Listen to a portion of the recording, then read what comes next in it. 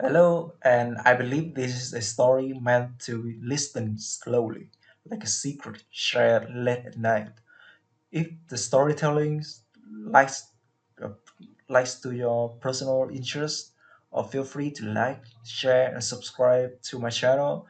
And this is a safe space for stories. Now listen closely. What did you do? Diane Harper lived in survival mode.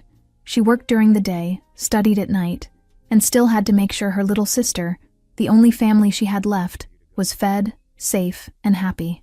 All this while trying not to get evicted, with rent 3 months overdue. Kissing a man at a party? Never an option, until a dangerous blonde woman in a red dress put $10,000 on the table.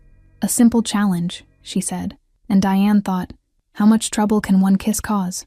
The answer? A lot of trouble, especially when the man in question is Ravi Greedy, and he doesn't forget, doesn't forgive, and doesn't let anyone walk away unscathed. And hello, I'm Lena, the creator of this channel, and right now on screen, you're seeing comments from Catherine and Sandra. Thank you so much for the compliments and all the comments. But before we continue, answer me this. Can love come from a challenge made for money? Tell me down below, and maybe your comment will appear in the next video. Chapter 1. 10,001 Fatal Kiss. You set me up. I don't know what you're talking about. The morning had started like all the others, with the alarm going off at 5:30, and my body complaining about every sore muscle after a double shift the day before. I dragged myself out of bed and went straight to the kitchen of our tiny apartment to make breakfast for Sadie, my 10-year-old little sister who was the only reason I kept going, the only light amidst all this darkness that had become my life since our parents died in that car accident 2 years ago. Dee, are you working again tonight? Sadie's sleepy voice reached me as she walked into the kitchen already dressed in her school uniform, her brown hair messy and her eyes still heavy with sleep. I forced a smile as I flipped the pancakes in the pan, trying to seem more cheerful than I actually felt. Yes, sweetie, but it's a special event this time. A charity ball that pays well, I replied, serving the pancakes on her plate and adding a bit of honey. I'll be serving drinks to rich people and then come back home. Nothing major. Sadie ate in silence for a few seconds, before looking at me with those brown eyes so similar to our mother's. You always work so hard, Di. When are you going to really rest? When you grow up and become that famous doctor you always talk about, then I'll rest, I joked, ruffling her hair affectionately. Now eat up, because the bus doesn't wait. She ate a few more bites before lowering her eyes to her plate, nervously fidgeting with her fork. Di, the girls at school asked why my teeth are crooked, she murmured so quietly I could barely hear. They said it looks like a rabbit and they laughed at me. My heart completely shattered in that moment, and I felt a deep anger at these cruel children burn inside my chest. I took her face between my hands and made her look me in the eyes as I spoke with all the conviction I had. Sweetheart, we're going to fix that. I promise. I just need to save up the money for the dentist, but it'll happen soon. But you already work so hard, she repeated with that small voice that made me want to hug her and protect her from all the evil in the world. I don't want you to get even more tired because of me. Sadie Harper, you listen to me, I said firmly, but full of love. I'll work as much as necessary because you deserve the best in this world. Now go before you miss the bus. After she left, I stood alone looking at the pile of bills on the kitchen table. Rent 3 months overdue, $4,500. Sadie's full-day school for the next 3 months, $2,100. Dentist quote I'd gotten after calling 5 different clinics, $3,800. Total, $10,400. Impossible. Completely impossible for someone like me. Night came too quickly, and before I could process the weight of my responsibilities, I was already dressed in my waitress uniform at the ballroom of the most luxurious hotel in the city.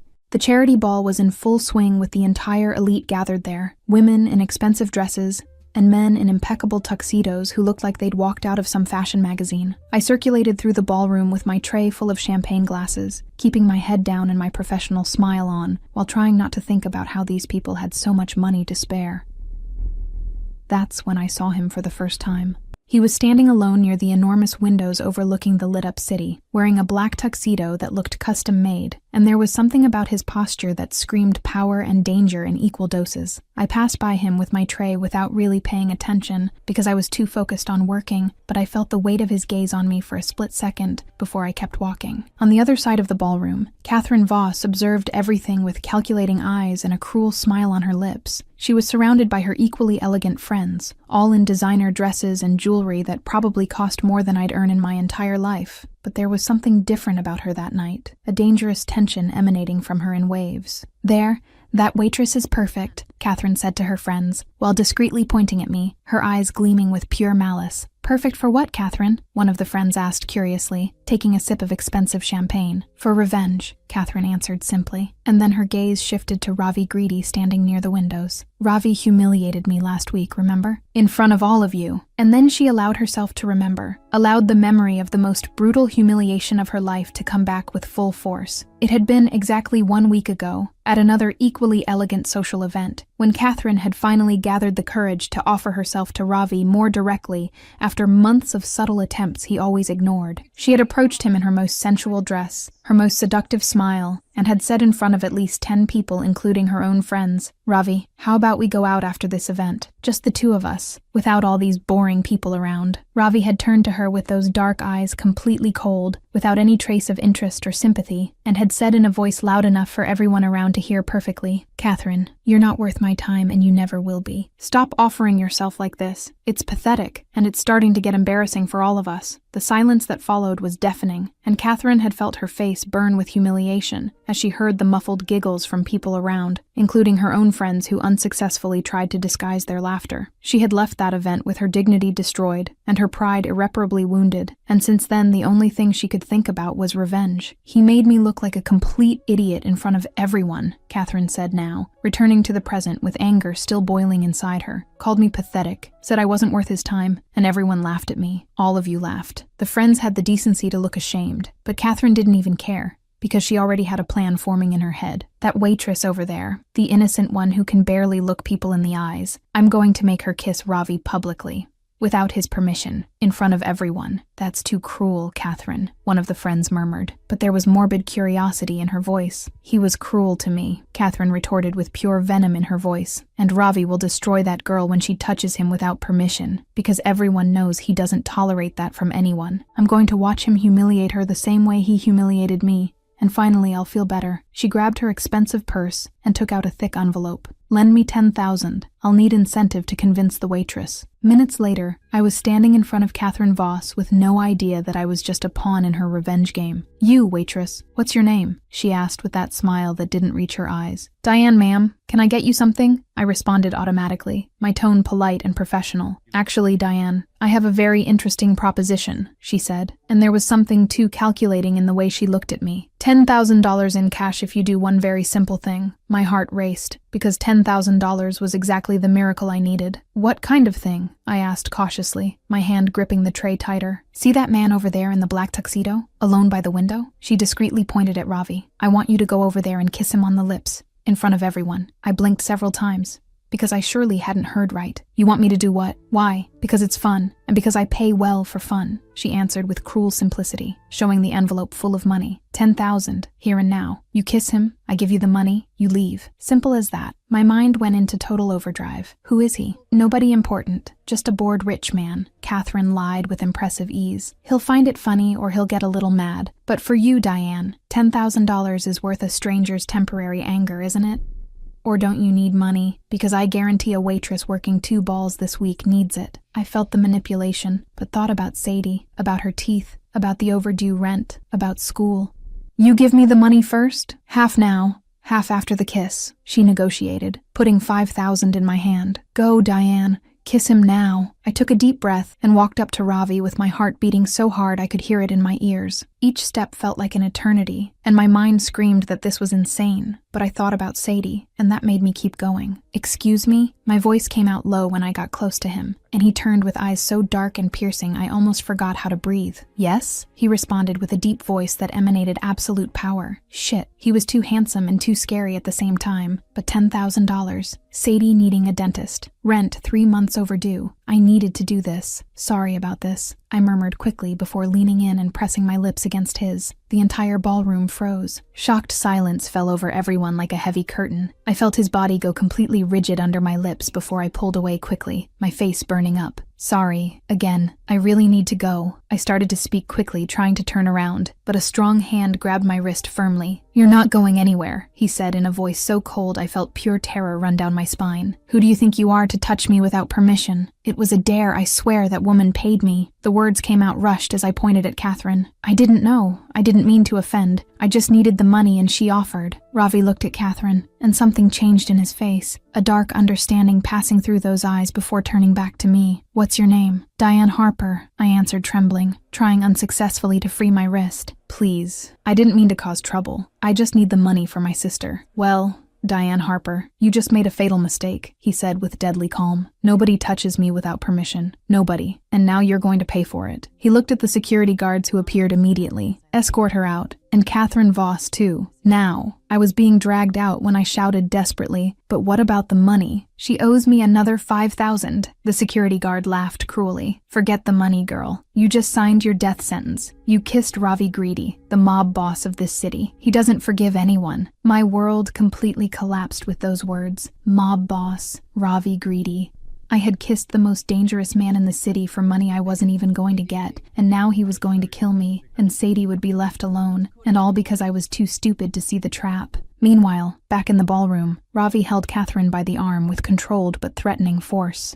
You did this on purpose. Used an innocent girl to get to me. She's not so innocent if she accepted money to kiss a stranger, Catherine retorted, trying to maintain composure even with fear. She's a desperate waitress and you knew exactly that, Ravi said in a dangerously low voice. Get out of my sight before I forget I don't hurt women. You're going after her now? The waitress? Catherine laughed desperately. That's pathetic, Ravi. Ravi approached her so threateningly that Catherine instinctively backed away. You don't talk about her, understand? Never say her name again. Never look in her direction again, or I'll forget my principles about not hurting women. Catherine left terrified, her revenge having failed spectacularly, and Ravi stood there processing what had just happened, when Ezra, his brother and right-hand man, appeared at his side. Boss, what the hell happened? Everyone's saying a waitress kissed you in the middle of the ballroom, Ezra said with genuine curiosity, mixed with poorly disguised amusement. She kissed me for $10,000. Catherine set the whole thing up as revenge, Ravi explained, his voice still tense with controlled anger. And what are you going to do with her? Ezra asked, knowing his brother well enough to know this wasn't going to end simply. Find out everything about Diane Harper and decide what to do, Ravi responded, but there was something different in his voice that Ezra couldn't quite identify. Are you mad at her? Ezra asked cautiously. Yes, I'm furious, Ravi admitted, but then paused for a moment before continuing. But I'm also curious. Nobody's ever kissed me without fear before. She was trembling, but she still did it. It was different. Are you interested in her? Ezra asked with genuine surprise, because Ravi Greedy wasn't interested in women, especially not desperate waitresses who kissed him for money. No, I'm irritated, Ravi corrected quickly, but there was something in the way he said it that made Ezra doubt. Investigate her. I want everything about Diane Harper by tomorrow morning. Family, work, debts, everything. Got it, boss, Ezra responded, already mentally planning how to get all that information. Meanwhile, I got home at 3 a.m. in complete shock, and Nancy, my best friend, got up from the couch as soon as she saw me. Di, where were you? You disappeared from the event without saying anything. I screwed up everything, Nancy, I managed to say between sobs. I kissed the mob boss for money, and now he's going to kill me. And Sadie will be left alone. You did what? Nancy practically screamed, pulling me to the couch. Explain this properly, for God's sake! I told her everything between uncontrollable tears, from Catherine's proposition to discovering who Ravi really was, and I saw horror grow on Nancy's face. He said I was going to pay, said nobody touches him without permission. Dee, are you crying? Sadie's sleepy voice came from the hallway, and I wiped my face desperately before turning around. No, sweetie, I just had a very tiring day, I lied with a trembling voice. Go back to bed. You have school early tomorrow. Okay, I love you, Di, she said before going back to her room. I waited for the door to close before completely breaking down in Nancy's arms. What did I do? What the hell did I do with my life? Nancy hugged me tight while I cried, but neither of us had an answer to that question. All I knew was that I had kissed Ravi Greedy, the most dangerous man in the city, and now my life would never be the same. Wow, what's Ravi going to do now? Because he wasn't happy at all about the whole dare thing, huh? Chapter 2. Investigation and Appearance. Why is he helping?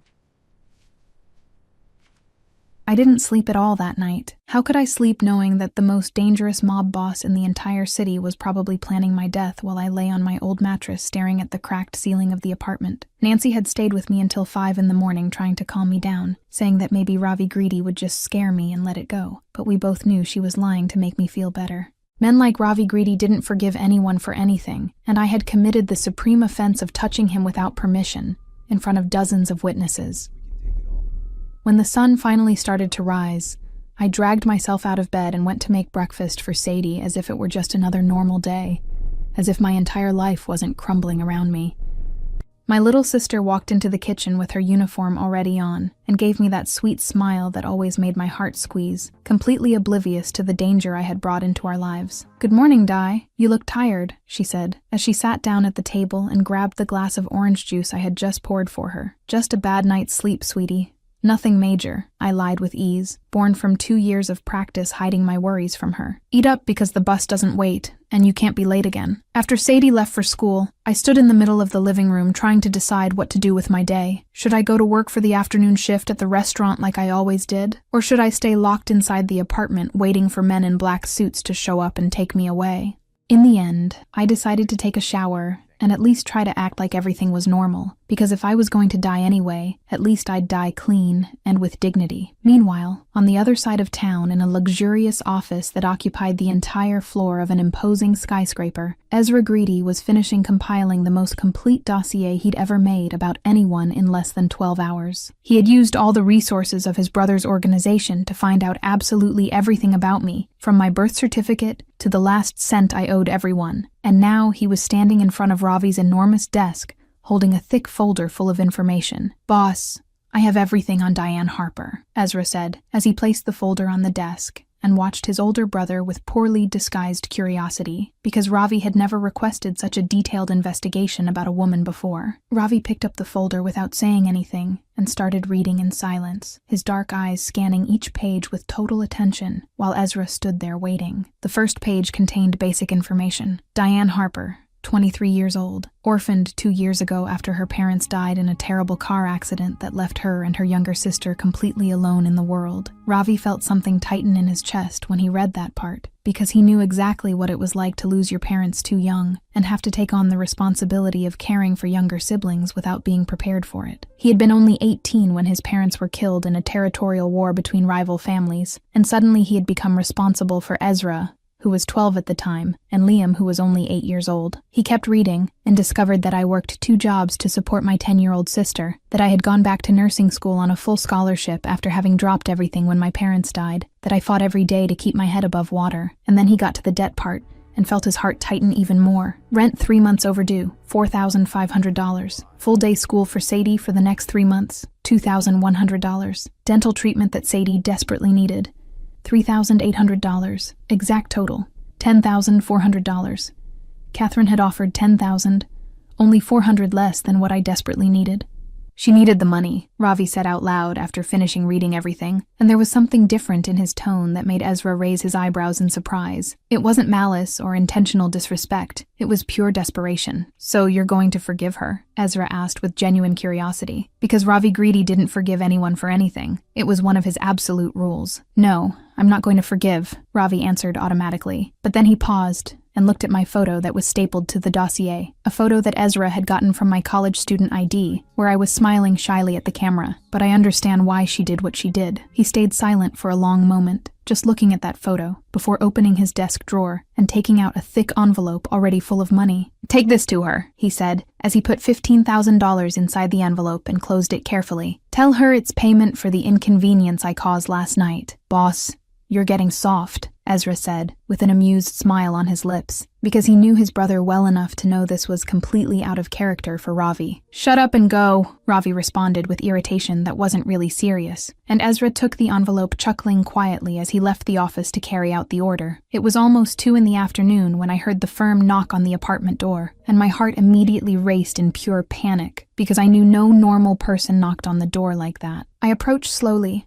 and looked through the peephole to see a tall man in a black suit standing in the hallway. And that's when I really started to panic, because this was exactly what I had feared all night. "Who is it?" I managed to ask, with my voice coming out shaky, my hand gripping the doorknob so hard my fingers were turning white. Ezra Greedy, Ravi's brother. The voice came from the other side of the door with a calm tone that was very different from Ravi's coldness. I just came to deliver something to you, Diane. I didn't come to do any harm. I opened the door slowly, keeping the security chain in place, and looked at the man through the small opening. He really did look like Ravi in his strong features and dark eyes, but there was something lighter about him, less threatening and more approachable. He was holding a white envelope and had his hands raised in a non-threatening way. Relax, Diane. I really just came to deliver this, he repeated as he showed the envelope. It's from Ravi, $15,000 to cover everything you needed and a little more. I removed the chain with my hands shaking so much I could barely open the door completely, and looked at him unable to process what he had just said. Why? He's not going to kill me? I thought he said I was going to pay for what I did. Ravi found out about Sadie and about your parents, Ezra explained in a gentle voice as he extended the envelope to me. He understands why you accepted Catherine's money. He also lost his parents young and had to raise his siblings alone, so he knows exactly what situation you're in. I took the envelope with my hands still shaking and opened it to see the $100 bills perfectly organized inside, and suddenly tears started falling from my eyes without me being able to control them. Is this real? He's really giving me this money? I don't understand anything that's happening. It's very real, and the money is all yours with no conditions except one, Ezra said, as he watched me cry with an expression that was almost sympathetic. Ravi wants you to have dinner with him tonight. He wants you to explain everything personally, wants to hear your story from your own mouth. A dinner? I repeated like an idiot, because that was the last thing I was expecting to hear. He wants to have dinner with me? Why? Because he's a complicated man who does complicated things, Ezra answered with a small smile. But I can guarantee he won't hurt you, Diane. My brother may be many things, but he doesn't hurt innocent women who were just trying to survive. I stood there holding the envelope full of money that represented the solution to all my problems, and my mind raced in circles trying to understand how my life had turned upside down in less than 24 hours. Yesterday morning, I was just a waitress struggling to survive, and now I was receiving $15,000 from the mob boss I had kissed without permission and being invited to dinner with him. I accept, I heard my own voice say, before my brain could really process the decision. I'll have dinner with him, and I'll explain everything. Great, I'll send a car to pick you up at 7 tonight, Ezra said, with clear satisfaction in his voice, before giving me a card with a phone number. If you need anything or have any problems before then, call me at this number. After he left, I closed the door and slid to the floor still holding the envelope, and it was only then that I really started to cry for real. These weren't tears of fear this time, but rather relief so deep it physically hurt in my chest. I opened the envelope again and counted the money with trembling hands, confirming it really was $15,000, and suddenly I could breathe again for the first time in months. I could pay the overdue rent and still have money left over for several months. I could guarantee Sadie's full-day school without worrying. I could schedule her dentist appointment and finally end the bullying she was suffering. I could finally stop living on the constant edge of absolute desperation. But at the same time, I knew this wasn't free. Ravi Greedy had given me that money because he understood my situation, because he had lived through something similar when he was younger. But he also wanted something from me. He wanted to get to know me, wanted to hear my story, wanted to have dinner with me. And I had no idea if this was a good thing, or if I was just getting myself even deeper into a dangerous situation I'd never be able to get out of. Nancy showed up at the apartment a few hours later, and nearly had a heart attack when I showed her the money. "Where the hell did you get $15,000, Diane?" she asked, as she looked at the bills spread out on the kitchen table with wide eyes. "Ravi Greedy sent his brother to deliver it to me," I answered simply, and saw her jaw literally drop. "He found out about my situation and understood why I accepted Catherine's dare, and now he wants to have dinner with me tonight." "Dinner? With the mob boss? Diane, are you crazy?" Nancy practically screamed as she grabbed me by the shoulders. "What if it's a trap? What if he hurts you?" "His brother guaranteed nothing will happen," I said, but my voice didn't sound as convinced as I would have liked. "And besides, Nancy, he gave me $15,000. I have to at least hear him out, don't I?" She looked at me for a long moment, before sighing heavily and pulling me into a tight hug. "You're the bravest and most idiotic person I know, you know that? But I love you. And I'll have my phone in my hand all night in case you need rescue." At 7 o'clock sharp, a luxurious black car stopped in front of my building, and I walked down the stairs in my best dress that was still too simple for the kind of place where I imagined Ravi Greedy dined. My heart was beating so hard I could hear it in my ears, and my hands were sweating as I got into the car where a polite driver greeted me. As the car glided through the city streets toward the unknown destination, I looked out the window and thought about how my life had changed completely in just one day, and I had no idea if that change would be for better or for worse. Chapter 3. Dinner and Connection. Tell me the truth.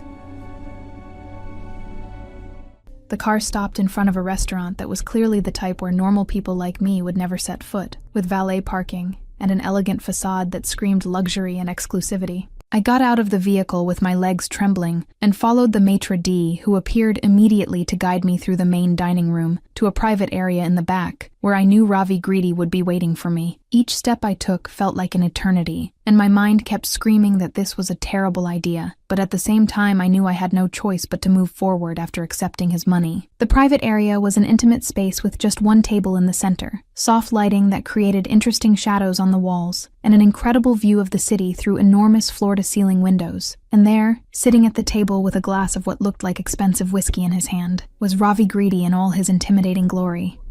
He was wearing an impeccable dark suit that probably cost more than I made in 6 months, and when he lifted his dark eyes to look at me, I felt my heart skip an entire beat in my chest. "Diane," he said simply, his deep voice filling the space between us as he stood up with the natural elegance of a dangerous predator. "Thank you for coming. Didn't seem like I had much choice," I responded, before I could filter my words, and immediately regretted it when I saw one of his eyebrows raise in surprise. "Sorry, I didn't mean that to sound rude. I'm just really nervous, and when I get nervous I say things without thinking." To my absolute surprise, he smiled slightly but genuinely, and that smile completely transformed his face from intimidating to absolutely devastating. "Sit," he said, as he pulled out the chair for me with a gentlemanly gesture that seemed completely incongruous with everything I knew about mob bosses. "And relax. I don't bite, at least not without prior warning." I sat in the chair he had pulled out for me, and he returned to his seat on the other side of the table, his eyes never leaving my face as he settled back in. The silence that fell over us was so thick I could almost touch it, loaded with tension and anticipation, and something else I couldn't quite identify. He watched me with an intensity that made my skin tingle, and I suddenly felt very conscious of every move I made, every breath I took. "Tell me about your parents," he said suddenly, breaking the silence with a question I definitely wasn't expecting to hear. I blinked several times as I tried to process his request, because talking about my parents was the last thing I imagined would happen at this dinner. "Why do you want to know about them?" I managed to ask, my voice coming out weaker than I would have liked. "Because I want to really get to know you, Diane, and getting to know someone means understanding where that person came from," he responded with a simplicity that somehow made it impossible to deny his request. "So tell me, how did they die? How did you end up raising Sadie alone?" I took a deep breath as I gathered the courage to talk about the worst night of my life,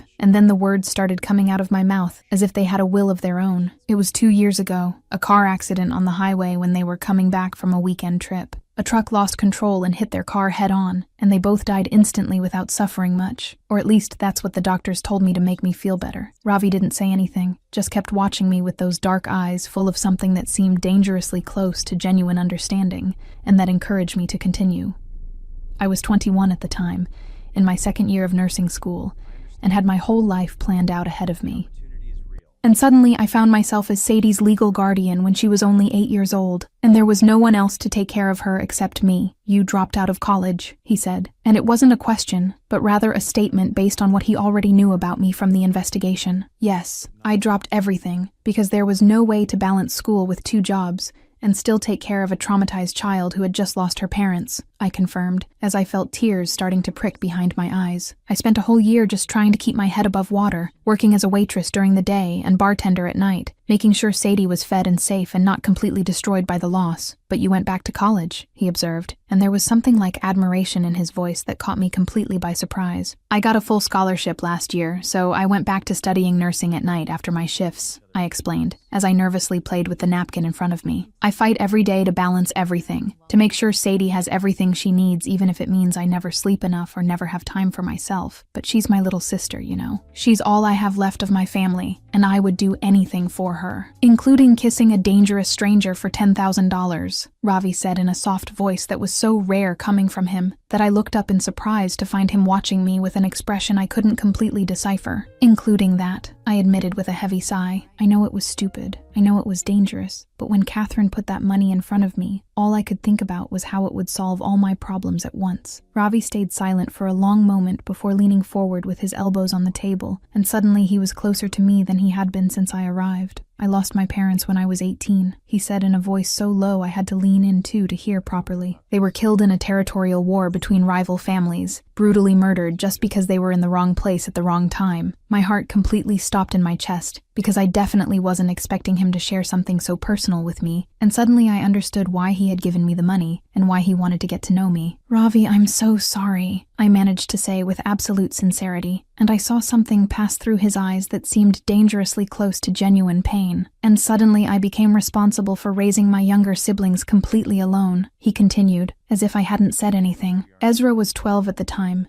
and Liam was only 8, and I had no idea how to take care of children while also taking control of the organization my father had left behind. You understand, I said with admiration and shock mixed in my voice, because it finally made sense why he had reacted the way he did when he discovered my situation. You really understand what it's like to lose your parents too young and have to raise siblings alone. Every second of the pain, the fear, the desperation, Ravi confirmed as he held my gaze with an intensity that made my breath catch in my throat. I fought every day to keep my brothers alive and safe and happy, while also building a criminal empire that could protect us from anyone who wanted to hurt us. It was the hardest period of my life, but it also made me the man I am today. There was a pause loaded with emotion before he continued in that soft voice that was so different from the cold tone he had used with me the night before. Catherine used you, Diane. She knew exactly what she was doing when she offered you that money, but you were brave to accept her dare even without knowing who I was. Stupid too. Extremely stupid, but definitely brave. I couldn't help the nervous laugh that escaped my lips at that comment. Thanks, I guess. I'm not sure if being called stupid and brave at the same time is a compliment or an insult. It's a factual observation, he responded, but there was the slightest trace of humor in his eyes that completely transformed the atmosphere between us,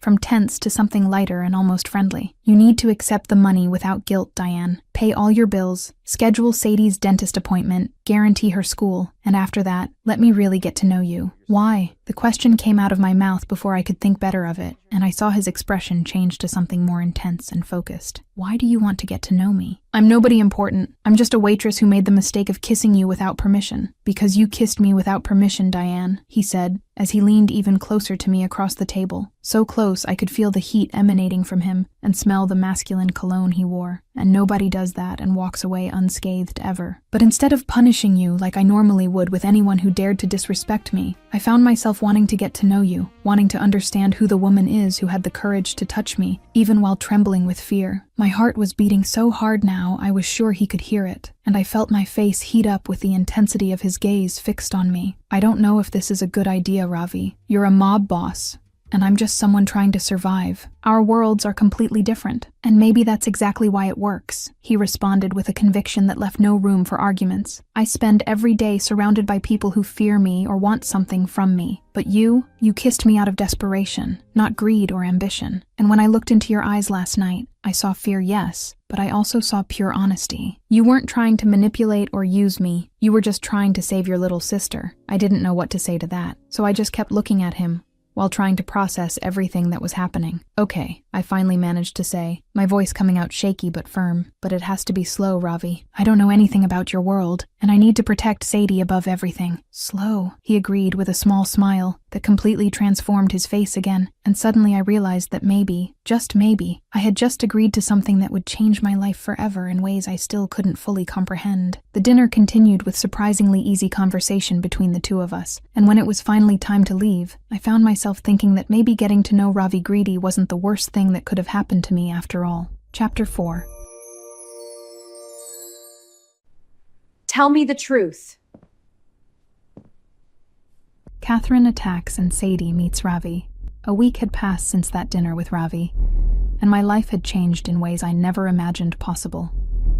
The first thing I did the next day was go to the real estate office and pay the 3 months of overdue rent, and the feeling of seeing the debt cleared was so intense, I almost cried right there in front of the receptionist. After that, I went to Sadie's school and guaranteed her enrollment in the full-day program for the next 6 months, without worrying if I'd have enough money at the end of the month. And then, with my heart lighter than it had been in years, I called the dental office and scheduled Sadie's first appointment for the dental treatment she so desperately needed. Di, why are you smiling so much? Sadie had asked that morning while having breakfast with me before school, her brown eyes full of innocent curiosity.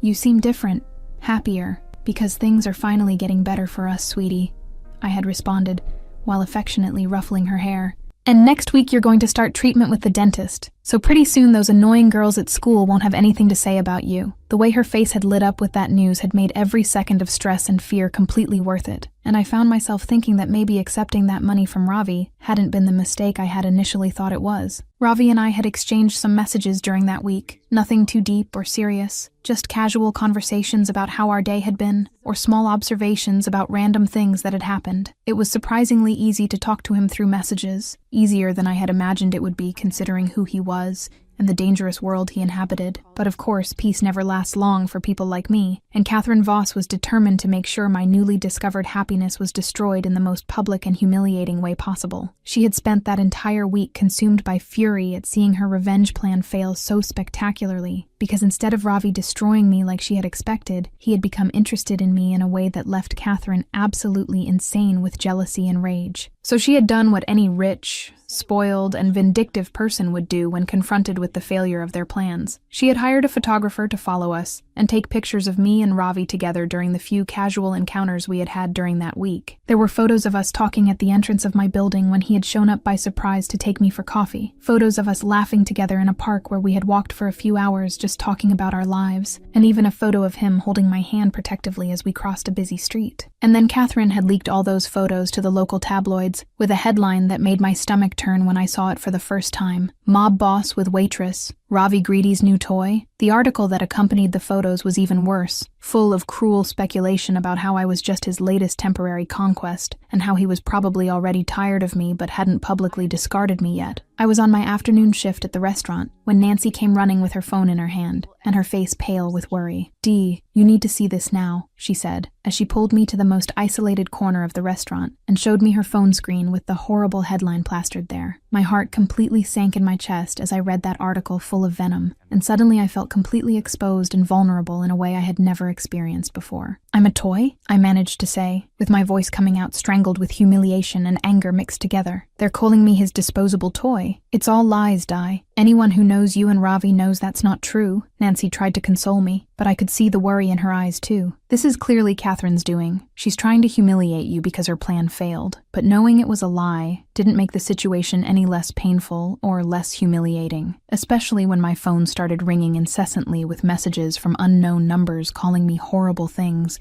and accusing me of being a gold digger who was using Ravi for his money. I turned off my phone with trembling hands and tried to focus on my work, but all I could think about was how my life had turned into a public circus in a matter of seconds. Meanwhile, on the other side of town in his office, Ravi was sitting at his desk, reading that same article with an expression so cold and furious that Ezra had taken 2 steps back instinctively when he entered the room. "Boss, I'm already tracking who leaked the photos," Ezra said quickly, knowing his brother was on the verge of exploding with pure rage. "Don't need to track. I already know exactly who it was," Ravi said in a voice so cold it could have frozen hell itself. "Catherine Voss. She hired a photographer to follow us and then leaked everything to the tabloids calling Diane a disposable toy." Ezra whistled softly because he knew Catherine had just crossed a line from which there was no return. "What are you going to do?" "I'm going to her house right now, and I'm going to make it very clear she just made the last mistake of her life," Ravi responded as he got up from his chair with controlled movements that barely hid the absolute fury burning inside him. "And then I'm going to Diane, and I'm going to make sure she knows it's all lies." Catherine's mansion was in an extremely wealthy neighborhood on the outskirts of the city, and when Ravi showed up at her door without warning with that murderous expression on his face,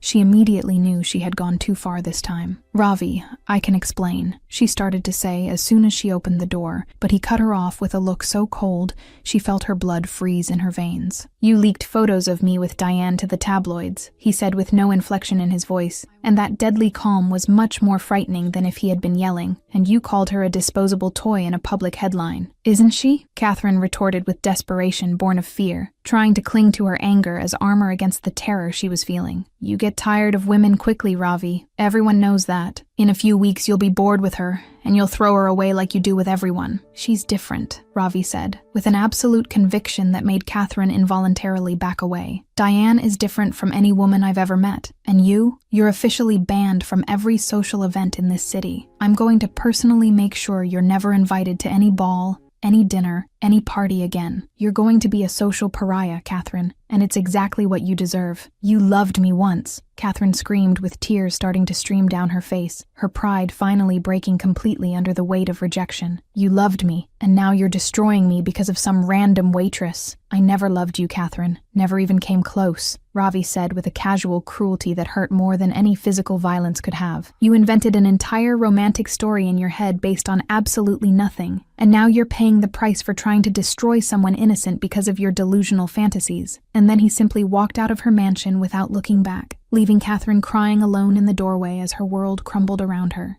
20 minutes later, Ravi was standing in front of my old, worn-out building, so out of place with his expensive suit in that humble neighborhood that several people stopped to stare as he climbed the stairs to my apartment. It was Sadie who opened the door when he knocked, and for the first time since all this craziness had started, Ravi found himself face to face with the little sister I talked about so much. She was small for her 10 years with long brown hair and eyes that were exact copies of mine, and when she looked at him with pure curiosity, without any trace of fear, Ravi felt something completely melt inside his chest. "Hi," Sadie said in a sweet and slightly shy voice, her head tilted to the side as she studied the tall, intimidating stranger standing at her apartment door. "Hi, you must be Sadie," Ravi responded, and to his own surprise, he found himself genuinely smiling at the girl. "I'm Ravi. Your sister talked a lot about you." Sadie's eyes widened with immediate recognition, and suddenly she was grinning from ear to ear with pure enthusiasm. "You're Mr. Ravi. Dee talked about you too. She said you're really nice even though you're kind of scary sometimes." Ravi couldn't help the genuine laugh that escaped him at that completely honest comment, and he found himself thinking it had been years since he had laughed so naturally and carelessly. "Can I come in? I need to talk to your sister about something important." Sadie opened the door completely, and Ravi entered the small but incredibly cozy apartment, his eyes scanning the space with interest as he noticed all the little touches that showed how much love existed there, despite the lack of money. There were framed photos of me and Sadie scattered on the walls, colorful drawings that had clearly been made by Sadie stuck to the refrigerator with magnets, and a delicious smell of homemade food coming from the kitchen that made his stomach growl embarrassingly. "Ravi, what are you doing here?" My voice came from the kitchen before I appeared in the doorway with an apron tied around my waist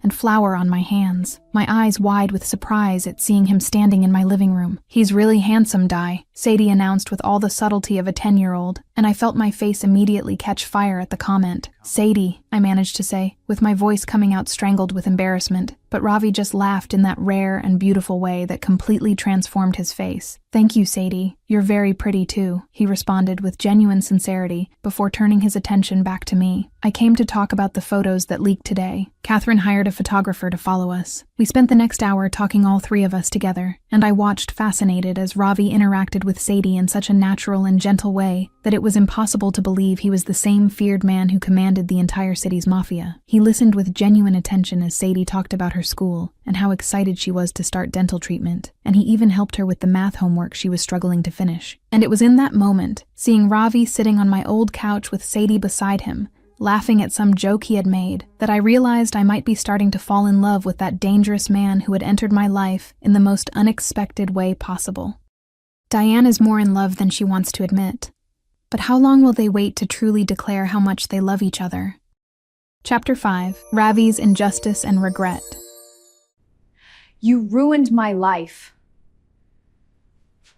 The days following the leak of those photos turned into a living nightmare I never could have imagined even in my worst moments of paranoia. The paparazzi had discovered where I lived, where I worked, and even where Sadie went to school, and suddenly I couldn't take 2 steps down the street without being chased by photographers with huge cameras shouting invasive questions about my relationship with Ravi Greedy. It was absolutely maddening trying to live my normal life while cameras recorded every move I made, every expression on my face, every word I said to anyone who crossed my path. The worst part of it all happened 3 days after the photos leaked, when I arrived for my afternoon shift at the restaurant and found my boss, Mr. Martinez, waiting for me at the back door, with an uncomfortable expression on his face that made me immediately know something very bad was about to happen. He was a generally kind, middle-aged man, who had always been fair to me during the 2 years I'd worked there. But in that moment, he seemed unable to look directly into my eyes as he nervously fidgeted with his hands. "Diane, we need to talk about your current situation," he said in a low voice full of genuine discomfort. and I felt my stomach completely sink because I knew exactly where that conversation was going. The paparazzi have been showing up here every day since those photos leaked, and it's bothering the other customers. Some people even complained that they don't want to dine in a place with so many cameras and commotion outside. Mr. Martinez, I'm so sorry. I swear I didn't ask for any of this. I started to say quickly with desperation growing inside my chest because I couldn't lose that job.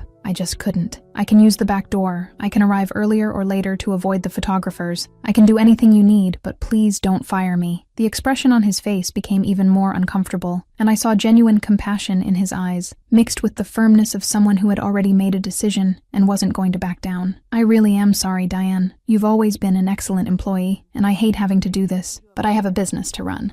And the scandal involving you and the mob boss is negatively affecting my other customers.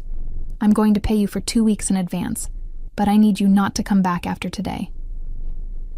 I left that restaurant in complete shock with 2 weeks' pay in my pocket, but without a steady job for the first time since my parents had died.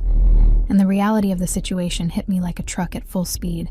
The money Ravi had given me was running out faster than I had planned because I had paid all the overdue debts at once, and now without one of my 2 jobs, I was back to square one financially. And all of this because of his life invading mine in a way I had never asked for or wanted. The paparazzi followed me from the restaurant to the bus stop, shouting questions about Ravi and taking photos of my face red with held back tears. And it was in that moment that I felt anger begin to replace the desperation inside my chest. Anger at Catherine for having started all of this. Anger at the photographers for not leaving me alone. But mainly anger at Ravi for having entered my life and turned everything into a public circus, without even warning me about the consequences I would face for being associated with him. When I finally got home after a torturous bus ride where even the other passengers had recognized me from the photos in the tabloids, I threw my purse on the couch with more force than necessary and grabbed my phone with hands shaking from accumulated anger and frustration. I found Ravi's number in my contact list and pressed the call button before I could think better about what I was about to do, my heart beating so hard I could hear it in my ears. "Diane?" His voice came from the other end of the line after only 2 rings, and there was genuine concern in his tone that normally would have calmed me down, but in that moment only intensified my anger. "Are you okay? Ezra told me the paparazzi have been chasing you. Your life is destroying mine." The words burst from my mouth in a frustrated shout before I could filter anything, and I heard shocked silence on the other end of the line before he responded. "I just lost my job at the restaurant because the boss doesn't want the scandal associated with me. The photographers won't leave me alone even to go to the grocery store,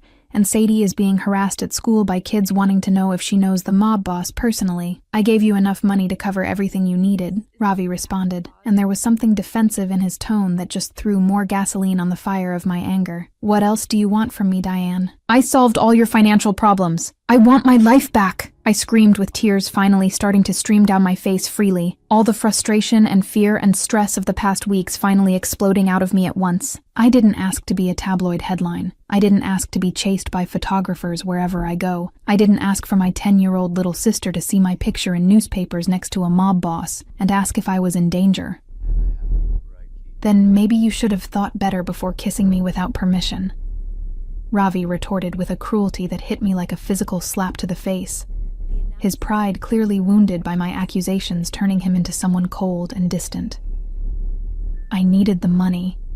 "You know that exactly," I cried, with my voice breaking completely, as I let myself fall onto the old couch with my legs trembling too much to hold me up. "I did that out of desperation, not out of malice, or because I wanted attention, or because I planned to use you somehow. And now you have the money you needed," Ravi said in that icy voice that was so different from the gentle tone he had used with me during our encounters last week. "What's the problem then? You got what you wanted, didn't you? The problem is that your mob life is invading my completely normal life in ways I never imagined would be possible." I exploded with renewed frustration, because how could he not understand something so obvious? "Sadie saw my picture in the newspaper with you, Ravi. My 10-year-old little sister asked me if I was in danger for being involved with you, if bad men were going to try to hurt us because of your connection to me. Do you have any idea what it was like to have to look into her eyes and lie saying everything was okay, when the truth is, I don't know if everything is okay?" There was a long pause on the other end of the line, and I could almost hear his thoughts processing everything I had just said, but then his pride apparently won over reason, and he said the one thing that could have made that situation even worse than it already was. "Then maybe you should stay away from me if my life is causing so many problems for you." I felt my heart completely shatter inside my chest, with those words, because of all the things I expected him to say that definitely wasn't on the list. "Great," I shouted, with all the pain and anger I was feeling vibrating in my voice. "I'm so glad we've come to that understanding, Ravi Greedy." And then I hung up the phone with so much force I almost cracked the screen, throwing the device on the couch beside me before finally letting the uncontrollable sobs take over me completely. I cried for having lost my job, cried for having been turned into a tabloid headline, cried for having put Sadie in danger unintentionally, but mainly, I cried because Ravi had just told me to stay away from him, when all I really wanted was for him to understand my situation and help me find a solution, instead of just throwing money at the problem.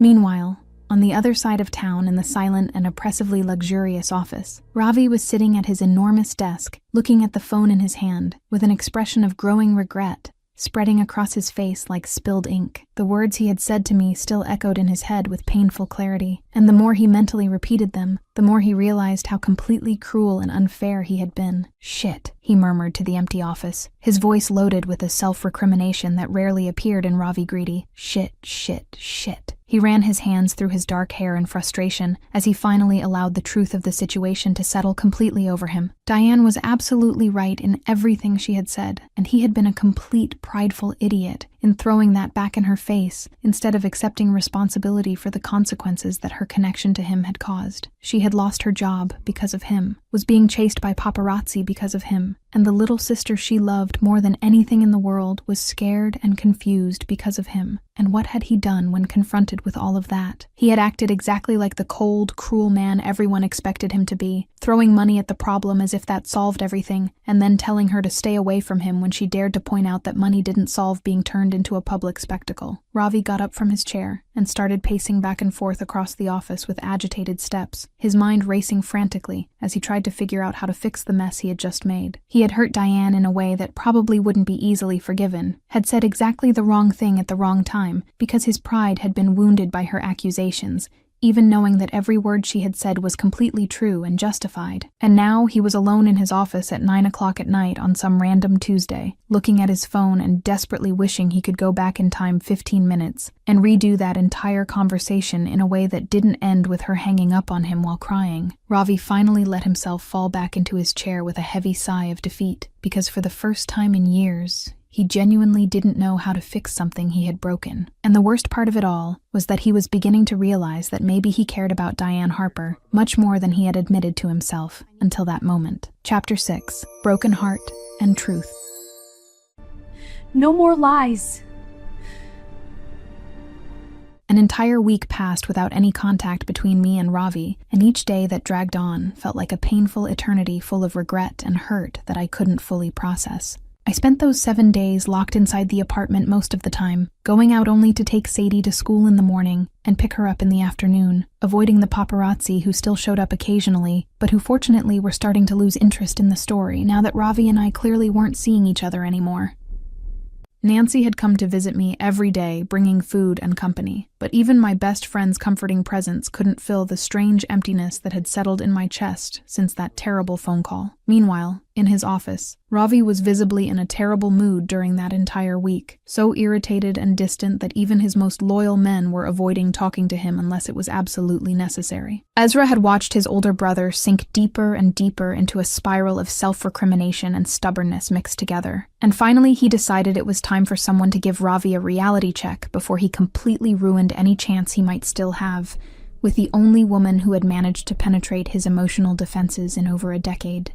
"You're a complete idiot, you know that?" Ezra said, without beating around the bush as he entered Ravi's office without knocking, and closed the door behind him with enough force to make the glass tremble slightly. A prideful, stubborn, and completely irrational idiot. Ravi looked up from the papers he was pretending to read with an irritated expression on his face, but Ezra could see the exhaustion around his eyes and the tension lines in his jaw that indicated his brother hadn't slept properly in days. "If you came here just to insult me, Ezra, you can leave now because I'm not in the mood. She was completely right in everything she said to you," Ezra continued, ignoring Ravi's attempt to end the conversation, before it even really started. Your life really did destroy hers, Ravi. She lost her job because of the paparazzi you brought into her life. She's being constantly harassed by photographers who want more pictures of her with you. And the little sister she loves more than anything is scared because of her connection to a mob boss. I know all of this. Ravi finally exploded with frustration that had been building up during that entire miserable week, his hand hitting the desk with enough force to make the papers fly. You think I don't know she was right? You think I haven't spent every day since that damn phone call hating myself for saying those horrible things to her? Then fix the situation, Ezra shouted back with a rare passion coming from him, because he was tired of seeing his brother suffering when the solution was so obvious. Go to her apartment right now, really apologize, and fix everything before it's too late, and she decides you're not worth all the stress and pain that comes with being in your life. Ravi stayed silent for a long moment, just looking at his younger brother, and then something seemed to break inside him, and he finally admitted out loud the truth he had been avoiding during that entire week. What if she doesn't forgive me? What if I've already ruined everything irreparably, and she never wants to see me again? Then at least you tried, Ezra responded in a gentler voice, now that he had managed to penetrate his brother's defenses. But you'll never know the answer if you don't go there and really try, Ravi. And I know you care about her much more than you're admitting, so stop being stubborn and go get the woman you want. It was almost 9 at night when I heard the familiar knock on the apartment door, and my heart immediately raced in my chest, because I had spent the entire week secretly hoping and fearing in equal measures that Ravi would show up. I dragged myself to the door with slow, hesitant steps, and when I looked through the peephole and saw him standing on the other side, I had to take several deep breaths to calm myself before I could open the door. He looked terrible in a way that was almost satisfying, with dark circles under his eyes indicating he also hadn't slept properly, and there was something broken in his expression that I had never seen before. "What do you want?" I managed to ask, with my voice coming out colder than I actually felt, because I was still too hurt to make things easy for him. "I came to apologize," Ravi said immediately, his words coming out fast as if he was afraid of losing courage if he didn't say everything at once. "I was completely unfair and cruel to you during that call, Diane. You were absolutely right in everything you said. My life really did invade yours in ways you never asked for or deserved, and I should have protected you from all the consequences instead of attacking you when all you were doing was pointing out the obvious truth." I felt tears start to prick behind my eyes with those words, because hearing him admit he was wrong was something I had desperately needed during that entire miserable week. "Why did you say that then? Why did you tell me to stay away when all I wanted was for you to understand what I was going through?" Ravi ran a hand through his dark hair, in a gesture of self-directed frustration, before looking me directly in the eyes, with a vulnerability so rare in him that it left me completely speechless. "Because I was scared, Diane. Scared of really caring about you. Scared of you becoming a target because of me. Scared of admitting I was starting to feel things I hadn't felt in a long time. So when you confronted me with all those truths, my instinct was to attack back and push you away before I could get hurt even more. But I can't stay away from you," he continued, with his voice getting lower and more intense with each word. "I tried during this entire week, tried to convince myself it would be better for both of us if I just let you move on with your life, without me complicating everything. But the truth is, my heart broke when you hung up that phone, Diane. It broke in a way that hadn't happened in 16 years, since the night my parents died, and I swore to myself I would never let anyone close enough to hurt me like that again." The tears were streaming freely down my face now, as I heard him say all of that with a brutal honesty that physically hurt in my chest. "Ravi," I managed to whisper through the sobs, my hand lifting involuntarily as if wanting to reach for him, but not having the courage to complete the gesture. "Forgive me," he asked with a sincerity so deep it was impossible to doubt. "Forgive me for being cruel, for throwing the money in your face as if that solved everything, for telling you to stay away, when what I really wanted was to pull you close, and promise I would truly protect you this time. Let me fix everything, Diane. Let me protect you the right way, the way I should have from the beginning." I stood there looking at him through the tears for a long moment, my heart beating so hard I could feel the pulse throughout my entire body, and then finally I managed to find my voice again. "Okay," I said simply, my voice shaky but firm in the decision. "But you have to be honest with me always, Ravi. No more attacks when you're scared or your pride is wounded. No more pushing people away when you start to care too much. Complete honesty, or this will never work between us. Always," he promised with absolute conviction. And then finally he took a step forward and pulled me into a tight hug that made everything feel right again, despite all the mess around us. "I'll always be honest with you, Diane. I promise." And as I stood there in his arms, finally allowing myself to believe that maybe we could make this work despite all the odds against us, I realized that for the first time since that horrible phone call, I could breathe completely again. Our protagonists are now happier than ever before in this story, but I feel like things are going to get a little worse before they get better for good. Chapter 7, Catherine's Last Attempt and Real Danger. Stay away from her.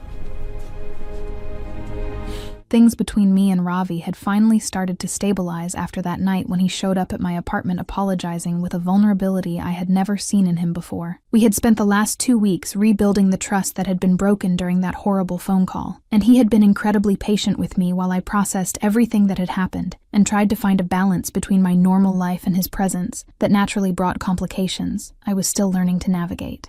He had even hired discreet security to keep the paparazzi away from me and Sadie, and for the first time in weeks I could walk down the street without being chased by cameras and invasive questions. I had gotten another job at a smaller bar on the other side of town, a quieter place where the owner didn't care about tabloid scandals as long as I did my job right and kept the customers happy. The pay wasn't as good as at the previous restaurant, but it was enough to supplement the money Ravi had given me and ensure that Sadie and I could live comfortably without the constant stress of overdue bills. Nancy worked at the same bar as me now, and having my best friend by my side during the long shifts made everything much more bearable and even fun sometimes. Meanwhile, on the other side of town, in her empty and increasingly isolated mansion, Catherine Voss was sinking deeper and deeper into a spiral of sick obsession and absolute desperation that was consuming every piece of rationality she might still have. She had spent the last few weeks completely banned from all the important social events in the city exactly as Ravi had promised, and the humiliation of being treated like a pariah by the same elite that used to consider her part of the inner circle was destroying her in ways that went far beyond wounded pride. But instead of accepting defeat and moving on with her life,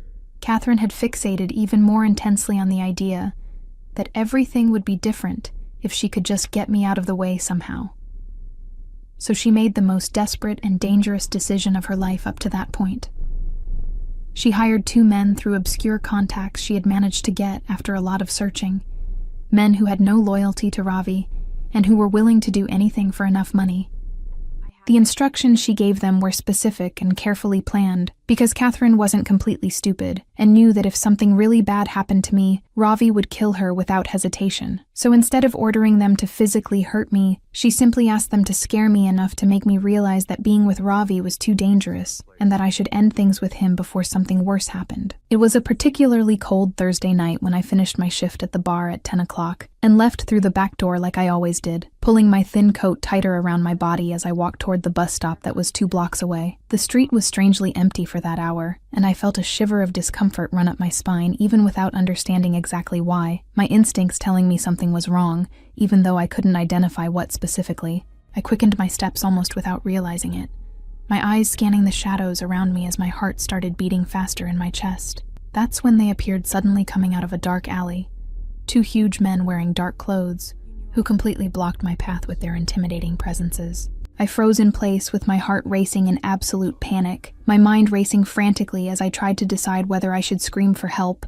or try to run in the opposite direction. But my feet seemed glued to the ground by adrenaline and the fear that was paralyzing my entire body. One of the men took a step forward with a threatening expression on his face that made my stomach turn, and when he opened his mouth to speak, his voice came out low and loaded with implicit menace.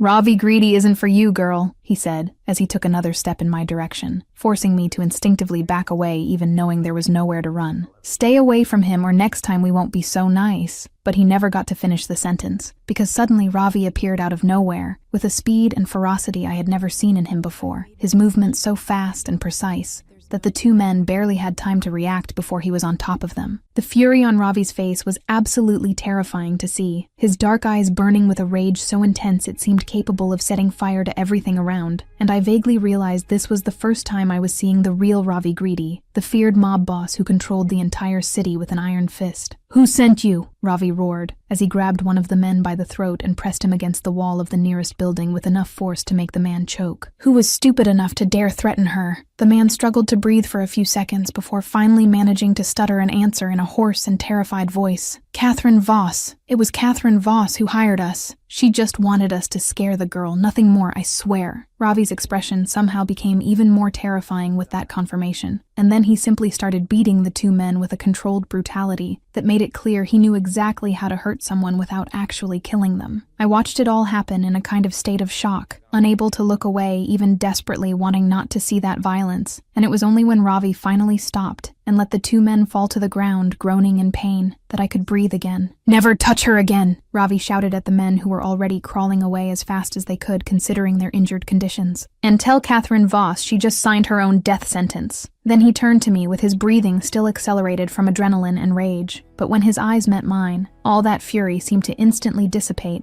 and be replaced by pure concern. "Are you okay?" he asked as he quickly came in my direction and held me by the shoulders with hands that trembled slightly. "Did they hurt you? Did they touch you? You were following me?" I managed to ask, with my voice coming out shaky, my brain finally processing the fact that Ravi had appeared too quickly for it to have been a coincidence. "You've been following me this whole time without telling me." "Protecting you, not following," Ravi corrected firmly as he pulled me into a tight hug that made my entire body relax against him involuntarily. I knew Catherine was getting more and more desperate, knew she would eventually try something. "So I put security on you without telling you because I knew you wouldn't like it." "You should have told me," I protested even as I buried my face in his chest, my voice muffled by the fabric of his coat, but still loaded with frustration. "You can't just make decisions about my safety without consulting me first, Ravi. And would you have accepted protection if I had asked?" He retorted with annoyingly solid logic, and I felt my indignation wilt a bit because we both knew what the answer to that question would be. "No," I admitted reluctantly against his chest, my hands clinging to his coat as if he were the only solid thing in a world that had just turned upside down again. "I would have refused and said I could take care of myself." "Exactly," Ravi said in a softer voice now, as he brushed my hair away from my face with gentle fingers that contrasted completely with the violence he had demonstrated just minutes before. "You're safe now, Diane. You'll always be safe because I'm never going to let anything bad happen to you again. I promise." 20 minutes later, after Ravi had made sure I was really okay and had put me in a car with a driver to take me home safely, he was standing in front of Catherine's mansion for the last time. He didn't even bother knocking on the door, simply kicked it down with a strong kick that made the expensive wood shatter, and Catherine appeared at the top of the staircase with eyes wide with absolute terror at seeing him there. "You hired men to threaten Diane," Ravi said, with a deadly calm that was much more frightening than any scream could have been, his steps echoing in the empty hall as he approached the staircase. "That's a line you don't cross, Catherine. Ever. I just wanted her to realize you're too dangerous for her," Catherine screamed with desperation tinging her voice, tears already starting to stream down her face as she instinctively backed away. "I don't care what you wanted," Ravi interrupted her with absolute coldness, climbing the staircase with measured and threatening steps. "You have 24 hours to leave this city, Catherine. 24 hours to pack your things and disappear forever. Because if I see you after that deadline, if I even hear that you're still here, the sky will fall on your head." Catherine frantically nodded her head, the terror so evident on her face that she looked about to faint, and Ravi simply turned and left the mansion without looking back. The next morning, Catherine Voss had completely disappeared from the city, and no one ever heard from her again, and I could finally breathe, knowing that threat had been eliminated from our lives forever. Chapter 8: Dating and Family. This feels like family. 3 months had passed since that terrifying night when men hired by Catherine had cornered me on the street, and my life had transformed in ways I never would have imagined possible a few months ago, when I was just a desperate waitress trying to survive. Ravi and I were officially really dating now, not just getting to know each other or testing the waters, but really committed to each other in a way that scared and excited me in equal measures. He had become an essential part of my life, and Sadie's life too, and watching the relationship between them develop had been one of the most beautiful things I had ever witnessed. The first big change had happened when Ravi personally took Sadie to her first dentist appointment, insisting he wanted to be there to support her through something he knew made her nervous. I had gone along, of course, but having Ravi there holding her hand in the waiting room and talking to her about random things to distract her from her nervousness had made my heart completely melt. The treatment had taken a few months with regular appointments, but now her teeth were perfectly aligned, and her smile had become confident in a way that made me want to cry with happiness every time I saw her. And the best part of all was that the bullying at school had stopped completely. The same girls who used to mock her about her crooked teeth were now impressed with how pretty she looked. And Sadie had even made some new friends who really cared about her for the incredible person she was, and not for what her teeth looked like. But what had really cemented Ravi's place in my little sister's heart was the fact that he picked her up from school at least twice a week and took her for ice cream before bringing her home, and those simple outings had become her favorite part of the week. It was a particularly beautiful Saturday afternoon when I was in the kitchen preparing lunch, and heard Sadie and Ravi arriving after another one of these ice cream expeditions, their voices mixed in an animated conversation about some new movie that had premiered in theaters. I smiled to myself as I stirred the pot on the stove, my heart warming with the natural ease that had developed between the two of them. And then Sadie walked into the kitchen, practically bouncing with excitement, with chocolate stains around her mouth that indicated which flavor she had chosen this time. "Di, are you going to marry Mr. Ravi?" Sadie asked without any warning as she jumped up to sit on the kitchen counter, happily swinging her legs as she looked at me with those brown eyes full of innocent curiosity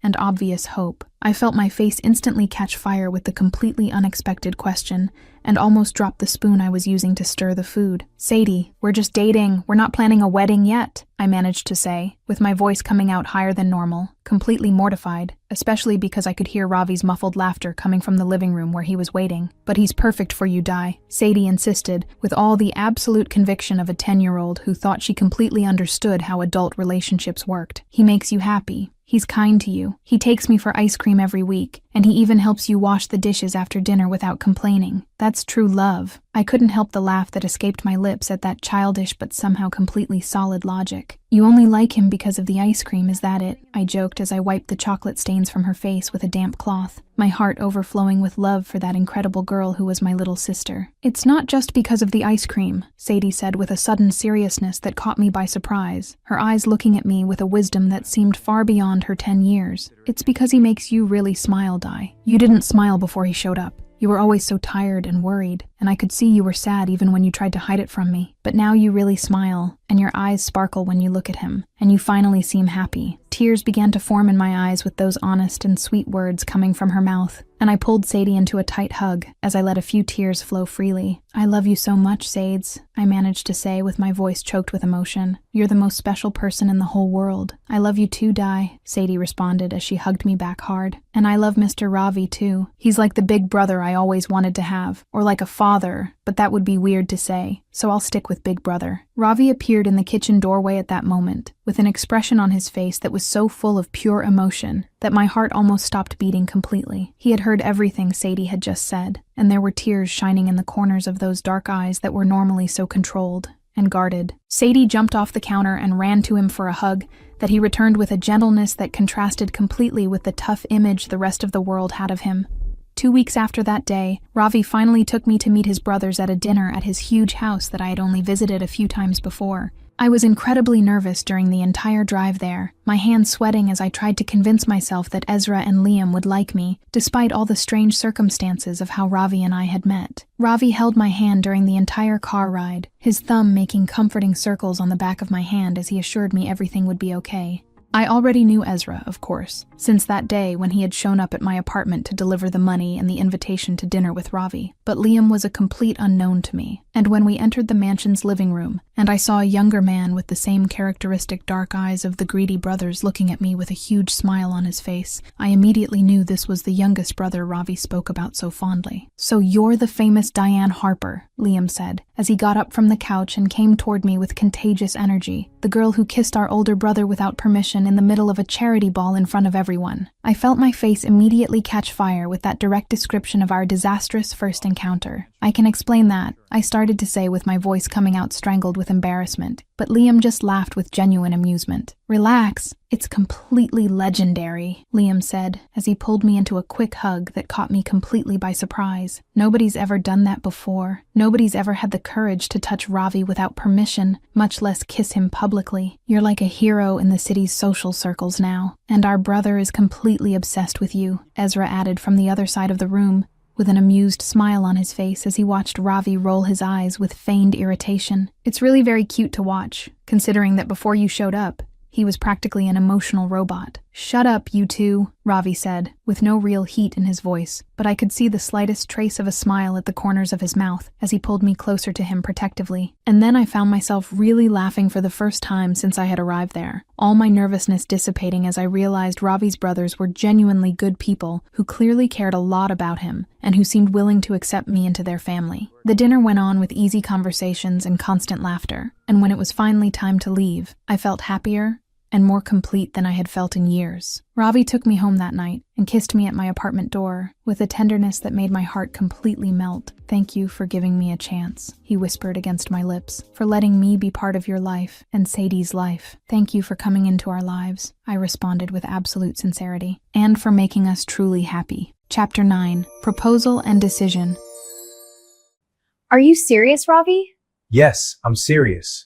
An entire year had passed since that night at the charity ball when I had committed the stupidest and at the same time most transformative mistake of my life by kissing Ravi Greedy without permission. 12 months of changes so profound that sometimes I barely recognized the woman I had become, so different from that desperate waitress who worked 2 jobs and lived on the constant edge of financial and emotional collapse. And today was a particularly special day because I was about to graduate from nursing school after years of struggling to balance work, studies, and taking care of Sadie. The graduation ceremony took place in a large university auditorium with hundreds of people in the audience, and when my name was called and I went up on stage to receive my diploma, I heard Ravi's voice shouting my name from the audience with a pride so evident it made my heart overflow with happiness. I looked to where he was sitting with Sadie beside him, both of them standing and applauding enthusiastically, and I felt tears of joy start to stream down my face as I held that piece of paper that represented so much sacrifice and determination. After the ceremony, Ravi pulled me into a tight hug and kissed me with an intensity that made my stomach flip. "I'm so proud of you," he murmured against my lips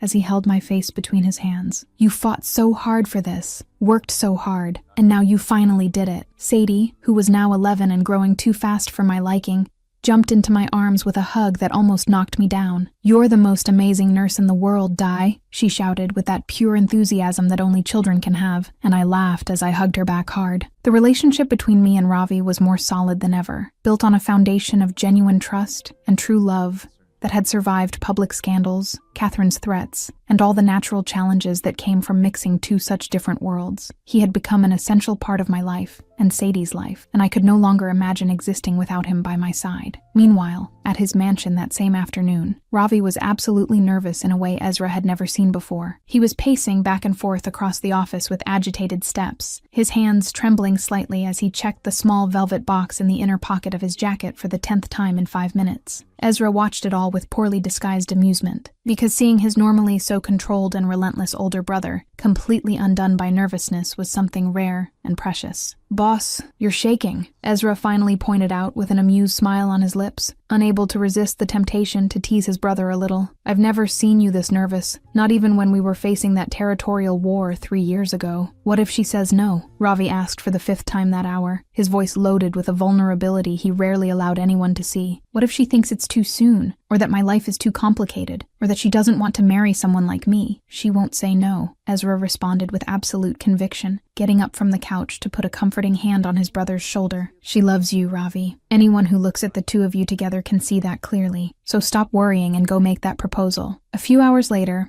I was sitting at the dinner table in my apartment with Sadie beside me and Ravi across from me, all of us finishing the dessert I had prepared especially to celebrate my graduation. The atmosphere was light and happy, full of conversations about future plans and memories from the past year, and I felt so completely content it seemed impossible to be happier than I already was. "Diane, I have something to ask you," Ravi said suddenly, in a voice that had become a bit more serious, and I looked up to find him watching me with an intensity that made my heart race. "What is it?" I asked curiously, as I put my fork on my plate, having no idea what was about to happen. And then, Ravi got up from his chair, and to my complete surprise, knelt beside the table, taking a small velvet box from his pocket, as Sadie let out a muffled scream of excitement beside me. My heart completely stopped in my chest as I looked at him with wide eyes, barely able to believe what I was seeing. "You kissed me for $10,000 exactly 1 year ago," Ravi began with his voice trembling with emotion as he opened the box to reveal the most beautiful ring I had ever seen in my life. And that was simultaneously the worst and best moment of my life. Worst because I was furious that someone dared to touch me without permission, but best because that kiss brought you into my life in a way that changed absolutely everything. Tears were already streaming freely down my face as I listened to every word coming out of his mouth, my hand covering my mouth in shock and joy mixed together. "You taught me to feel again, Diane," he continued with his own tears shining in his eyes. "You gave me a real family again after years of living only to protect my brothers, without allowing anyone else into my heart. And I love you more than I thought it would be possible to love someone. So will you marry me? Let me spend the rest of my life making you happy?" "Yes!" I screamed through the sobs, not even able to form complete sentences through the emotion overflowing from me. Yes, always, yes. Ravi put the ring on my finger with hands that trembled slightly, and then Sadie was screaming with absolute joy as she jumped from her chair. I'm going to have a real big brother now, she practically yelled as she threw herself into Ravi's arms, who laughed as he hugged her tight. And then he pulled me into the hug too, the three of us united there in the middle of the small kitchen of my humble apartment, and Ravi whispered against my hair in a voice full of pure happiness. Family finally complete. Chapter 10. Wedding and Happy Ending. I'm ready. 6 months after that perfect marriage proposal in my apartment kitchen, I was standing in front of the mirror in a luxurious room at Ravi's mansion, looking at my reflection in a simple but absolutely beautiful wedding dress that Ravi had insisted on paying for despite my protests. Nancy was beside me, fixing my veil with tears in her eyes, and Sadie was spinning around the room in the light blue flower girl dress that made her look like a little princess straight out of some fairy tale. You look beautiful, Di, Nancy said, with her voice choked with emotion as she hugged me carefully so as not to wrinkle my dress.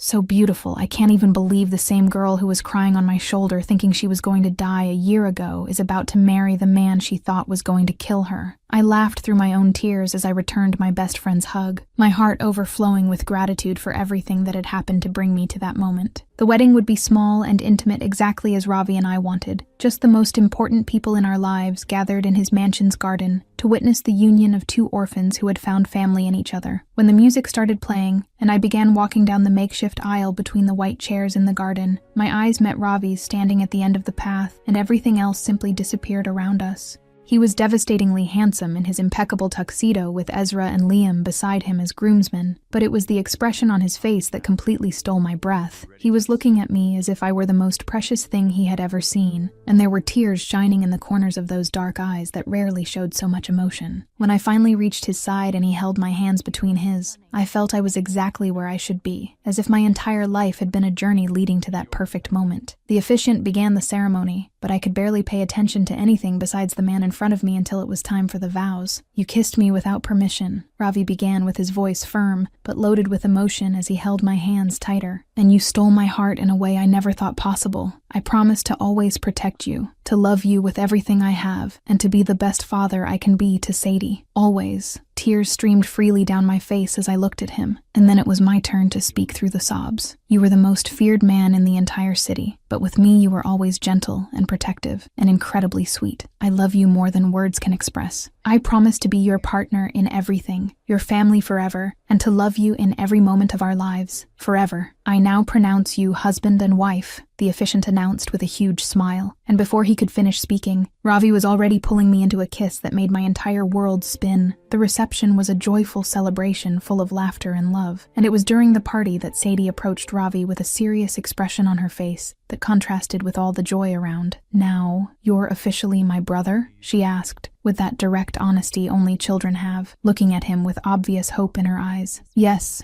officially, Ravi responded with a genuine smile as he crouched down to her height. So can I just call you Ravi now? Without the Mr.? Sadie asked with growing enthusiasm. Ravi felt something completely melt inside his chest with that question. Yes, you can, little one. Cool! Sadie practically screamed before throwing herself into his arms in a tight hug. I love you, Ravi. And then, for the first time in years since his parents had died, Ravi Greedy cried openly as he hugged that girl who had become his real little sister. I love you too, Sadie, he managed to say with his voice choked. Later that night, when we finally had a few minutes alone in the garden, illuminated by soft lights, I leaned against Ravi and smiled, thinking about everything that had happened. Who would have thought all this started because of a $10,000 kiss? I commented with humor in my voice. Best investment of my life, Ravi responded, as he pulled me closer to him. Catherine didn't even pay the full $10,000, remember? I said, laughing. She only gave me $5,000. No, she didn't pay, Ravi agreed with a smile on his lips. But I paid much more than $10,000. I paid with my entire heart. And then he kissed me with a tenderness that made my heart completely melt. Best payment ever, I whispered against his lips. 2 years passed at an impressive speed, and suddenly I was in the huge living room of our new house with Sadie,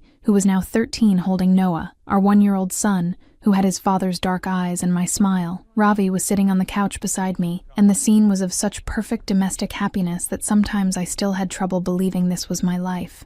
Di, Do you remember when you cried thinking Ravi was going to kill you? Sadie asked suddenly in that teenage way of bringing up random subjects out of nowhere, making faces at Noah who laughed with that delicious baby laugh. Yes, I remember perfectly, I responded laughing. I was absolutely terrified thinking my life was over. And now he's your husband and Noah's dad, Sadie said with genuine admiration in her voice. And my annoying big brother who won't let me date until I'm 30. Exactly, Ravi said with a mischievous smile as he put his arm around my shoulders. And I'm going to be even more annoying when you actually want to date. Ravi! Sadie protested as we all burst into laughter. The final thought came, and it was impossible to contain it. She had kissed him for $10,000. He had wanted to destroy her, but his heart broke when he learned the truth. Two orphans who raised siblings alone, two fighters who found love where they least expected it, a family they chose to create together, Ravi and Diane, a kiss that changed absolutely everything, the kiss of our lives. And now let's learn some fun facts about this story. How about that?